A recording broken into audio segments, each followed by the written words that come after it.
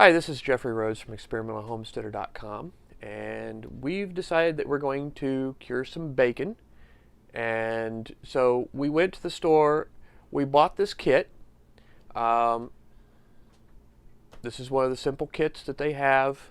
You don't have to buy a kit to do this, but I haven't done it before, so the kit is a nice way to get started. It has the instructions inside of it that explains how to use it and what to do.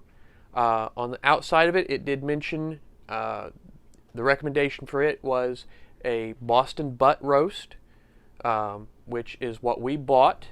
We bought 5.5 pounds of Boston butt, and now I'm going to see if I can't take the bone out of this, because this does come with a bone in it that you have to remove before you can cure this and make bacon out of it. So I'm going to attempt to do this boning because I haven't really done much boning. I'm using a paring knife. It may not actually be big enough to use, but I'm going to attempt this because this is one of our sharpest knives at the moment. There's all sorts of different knives that you can use. A boning knife is probably the best, but I'm thinking the smaller, because the bone is a little tricky to remove according to the instructions. The bone, okay, it's flat on one side, which makes for fairly easy removal, but this upper side has curvature and everything, and you want to get as close to the bone as you can. So I'm thinking a smaller knife that I can handle easier is probably going to be easier for trying to remove this bone. So we're just going to cut in here and try to remove this meat from the bone, getting as close to the bone as possible. And yes, this bottom part is pretty easy.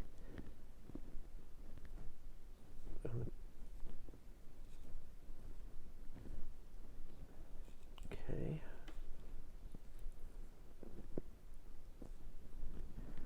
Okay. So far, this isn't bad. Now we're going to get up into this other area, up around this bone. Okay. The meat looks like it's just really pulling away from the bone. Yes, it does seem to just kind of pull away. You just have to kind of cut at it a little bit, and that's where I think this having a nice, really sharp knife is beneficial. Okay, there we go. Does it seem to be all the way through the meat, or just part way, or? I think it's just part way. You can see here's part of the bone on this end, so I think we're only going in a little ways here. This is the shoulder bone, but you just want to trim this all away, and then once we're done, we'll figure out the weight of this that's left, because like I said, it was 5.5 pounds when we bought it, but that's with the bone in. And the curing spices, you're supposed to use 1 tablespoon per or 1 tablespoon plus 1 teaspoon and a quarter per pound. So once we know how many pounds we actually have, once we've removed the bone, we'll be able to accurately measure how much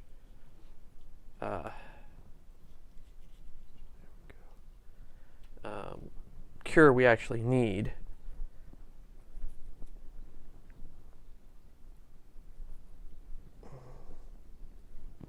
And this is not an overnight process.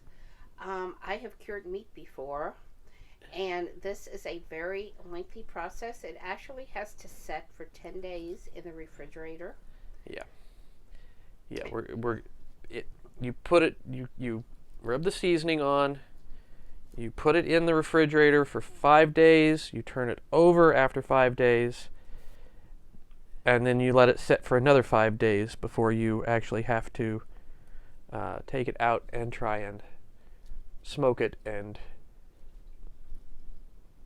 cook it into, up to temperature. And I really like the piece of meat that we bought because it does say on here that you need to trim the excess fat off.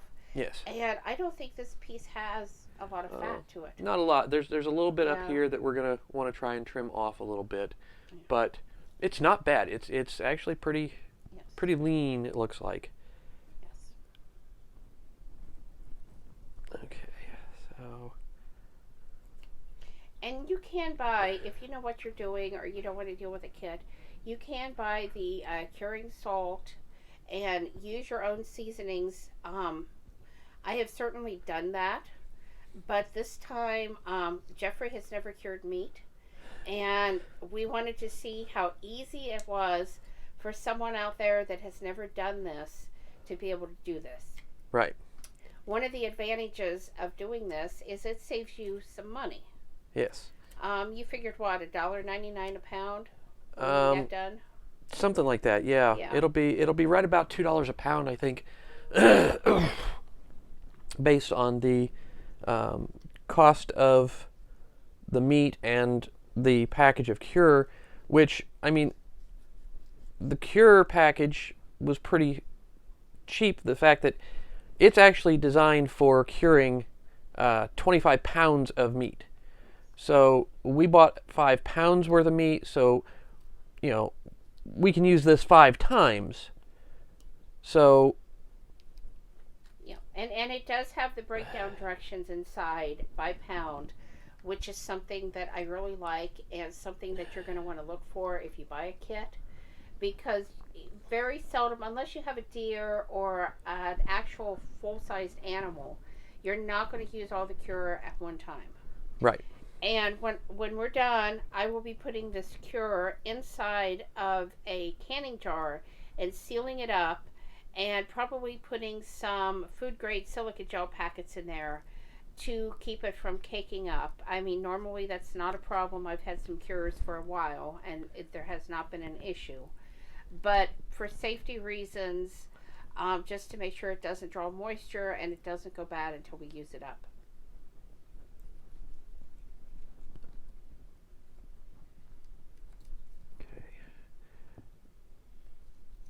This process is taking a little while, but that's just in large part because I'm trying to be really careful and trim as close to this bone as I can get. Yes.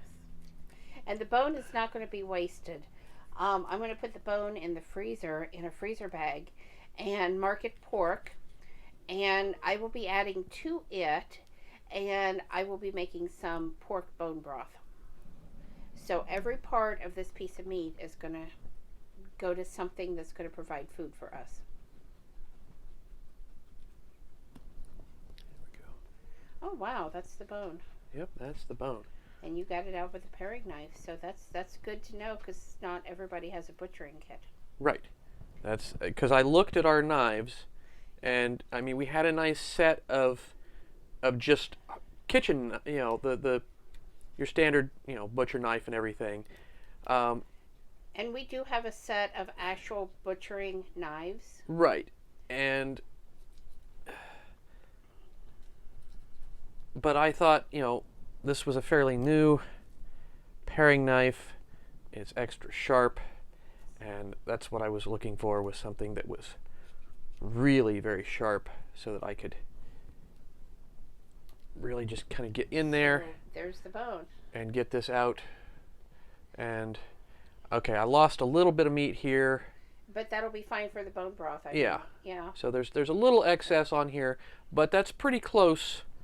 And that's what, okay, now we have, a little bit of cavity here, but that's okay. That's, you want that. Yeah. And now we need to trim off this excess fat here. And we are wanting to get this down to where it's about 3 to 3.5 inches thick. I think we are about 4 inches at the moment, because the recommended is 3 to 3.5 inches thick. That's what cures best. So we may have to trim off a little bit of this excess back here, because it does say to take it off the back, and then we'll get started curing this. Yep. And we are going to save what we trim off because that is going to be good to render. I can make fat out of it to cook with. I could make suet for the birds. Many, many uses for that. So it will definitely be kept. So we'll be back as soon as he gets that fat trimmed off and show you how it's going to be cured. Okay, so I've almost finished taking this off, and it's actually kind of just peeling, and I'm just doing small little cuts, and slowly peeling this off to try and get most of this fat off of here, and kind of trim this down into our 3 to 3.5 inch thickness. Now this is the piece of fat. There's a little bit of meat left in there, but that's okay. But it came off pretty much in just one big chunk of fat. So we're going to lay that over here.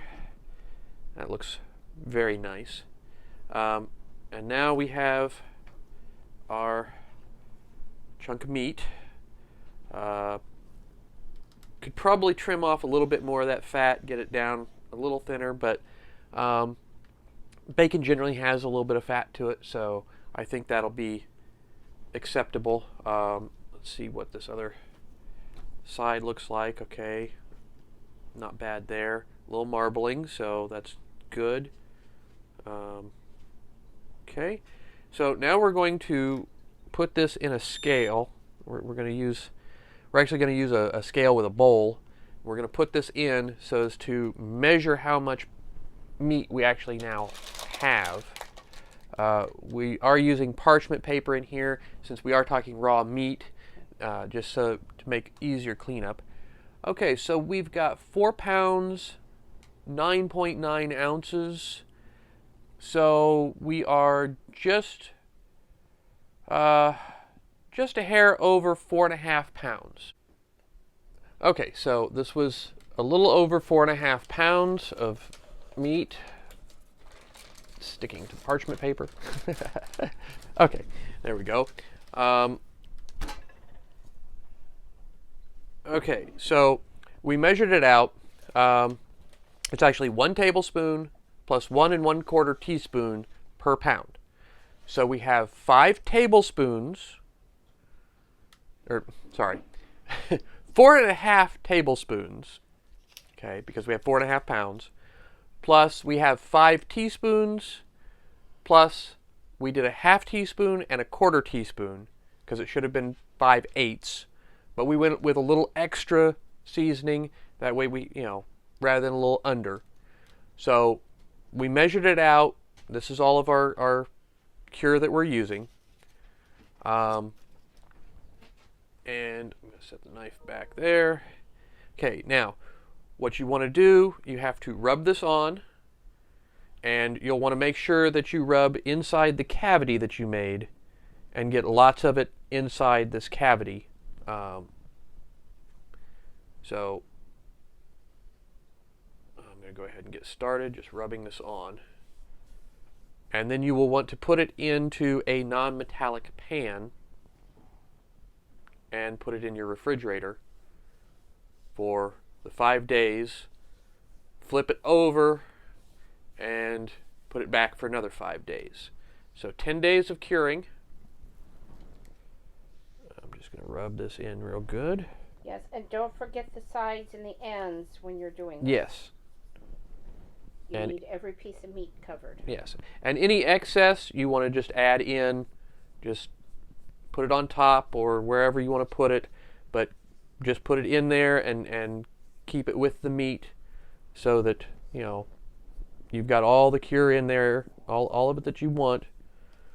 And then once you're done, you will be rinsing this off. But this gives the cure a chance to just really get into all of the meat.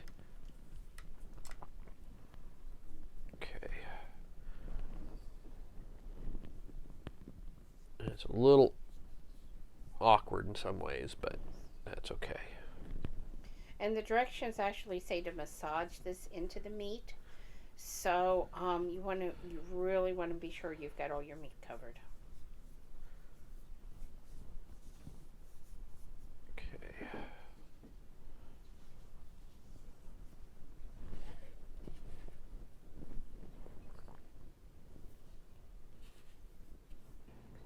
Okay, so we've gotten the cure on here, and as you can see, I mean, it's already starting to drain some of the excess moisture off of this. Um, you know, but now we're going to put this in the refrigerator and refrigerate it for 5 days, turn it over, and refrigerate it again.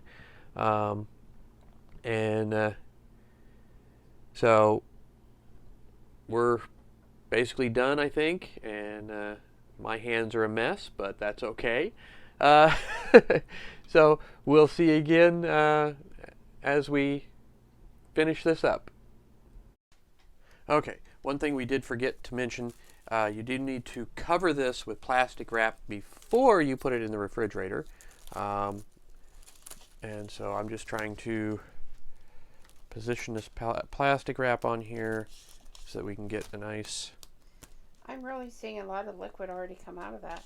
Yes, it's already pulling a lot of fluids off of here, which is, you know, part of the process. So, I mean, yeah, you can see we've already got... Wow, and look how it's just running up. Yeah. It's really pulling fast. Yes.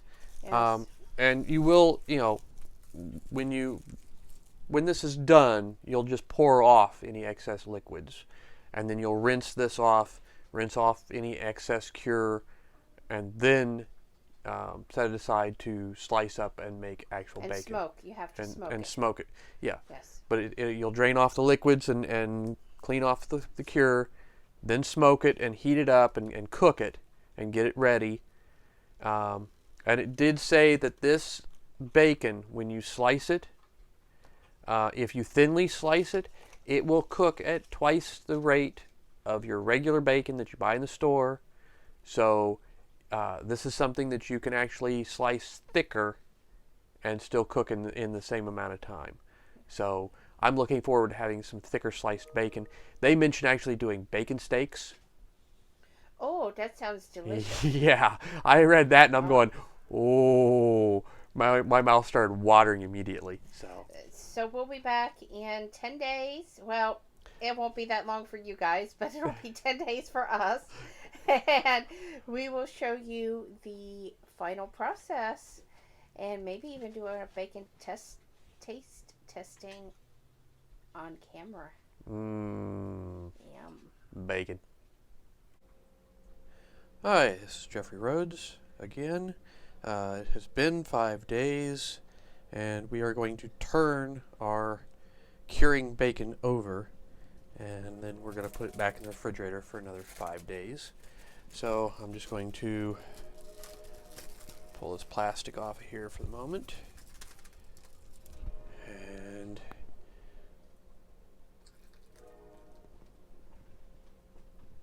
okay, we're just going to turn this over. Oh wow, look at that. Yeah, a lot of liquid though. Yeah, there's a lot of liquid in there. I mean, this dish was dry when we put this in here and put the rub on it, and it immediately started creating some liquid. And as you can see, I mean, that's a lot of liquid that's coming off of here. So, but this looks really, really good. So I'm going to put the plastic back over this, and we're going to put it back in the refrigerator for 5 days. Okay, so it's been our 10 days. So we are ready to unwrap this. We are going to put it in this bowl over here. We put some paper towel in there for the moment, just to soak up some of the excess moisture off the bacon. We are going to be rinsing this and soaking it in water, so we'll remove the paper towel before we do that. But we want to take this out, and we'll need to pour off the excess liquid that's here. So we're just going to pick this up and transfer it to the bowl for the moment so that we can get rid of this. And then we're going to fill up the bowl. We're going to soak this for an hour to 2 hours.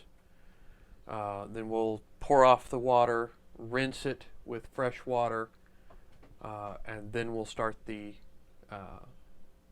smoking process. It actually has to sit at room temperature for an hour, and then we'll start the smoking process. Okay, so I've got the meat in a bowl. I'm going to add the water so that we can soak this. I'm just going to pour the water in here and try and cover this up. Whoops, splashing.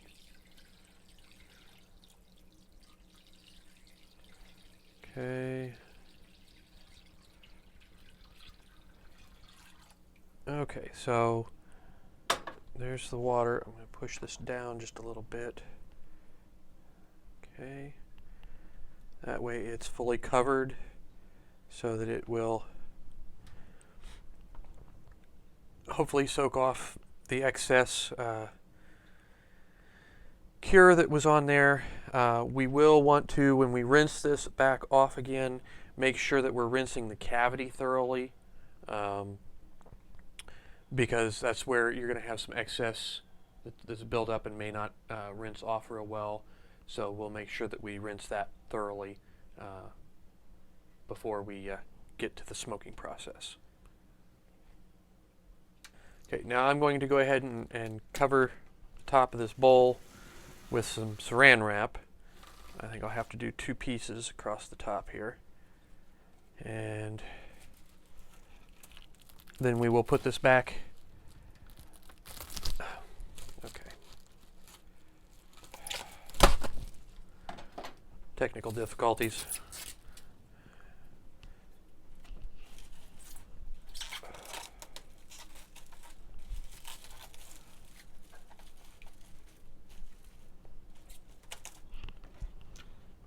Okay.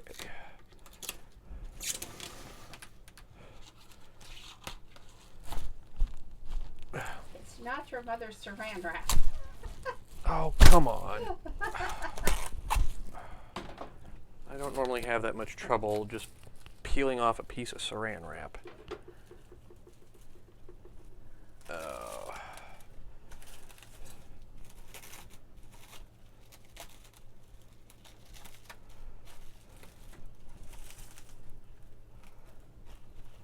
Okay, so there we go.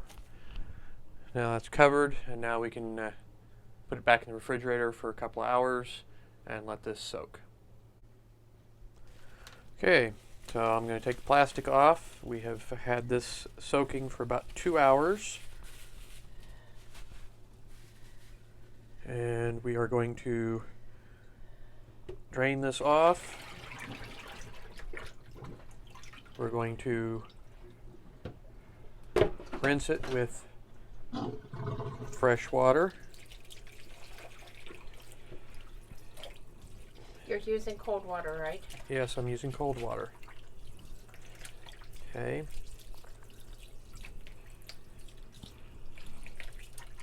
And we're going to make sure that we get the cavity rinsed out really well. Okay.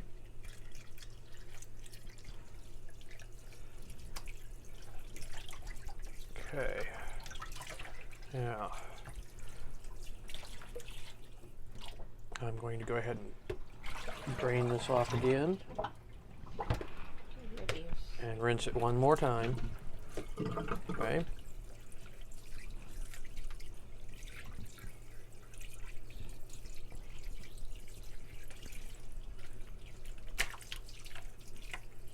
Okay. Now I'm going to put it on some paper towels and we are going to pat this dry.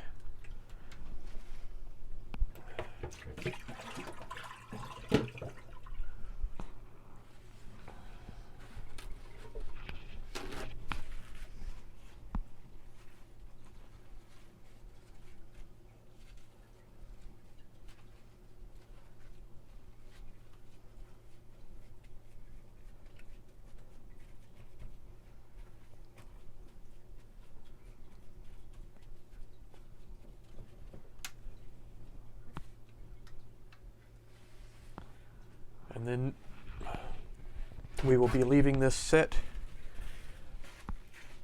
at room temperature for an hour before we actually start the smoking process.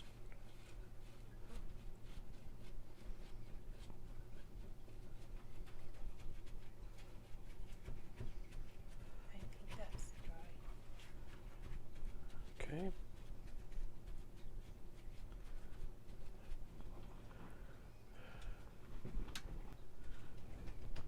Okay, now I'm going to go ahead and get the paper towels out from underneath it.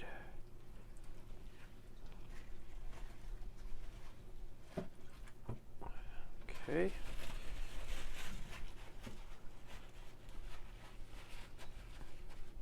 Okay, so there we go, and our next step will be in an hour to get it started smoking.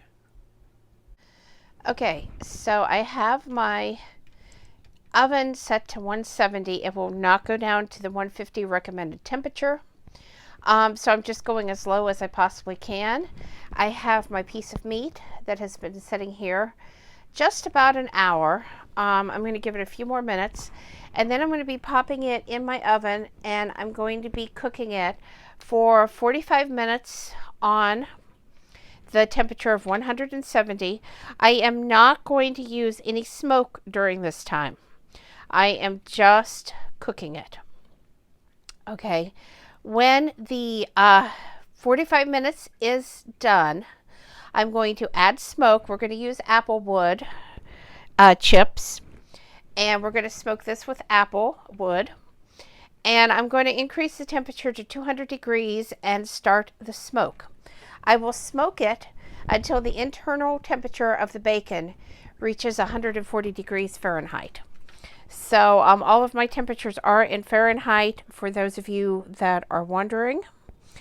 And then it'll say to turn off the heat, and I leave the bacon in for an hour to cool down without touching it. So I don't know how long this is going to take. I know we're looking at least an hour and 45 minutes, and my guess is we're looking closer to probably 3 to 4 hours. I will update you on that when this comes out of the oven. And then, of course, we have the hour after that for everything to cool down. All right, this is out of the oven after 45 minutes. It's definitely starting to smell a lot like bacon in my kitchen. I have the oven preheating up to 200 degrees, and in this pan I have some apple wood chips that I have soaked. They've been soaking for about 3-4 hours maybe.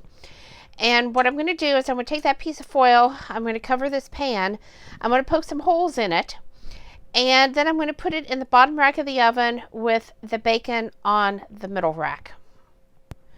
Okay, so I wanted to show you how I'm going to set this up.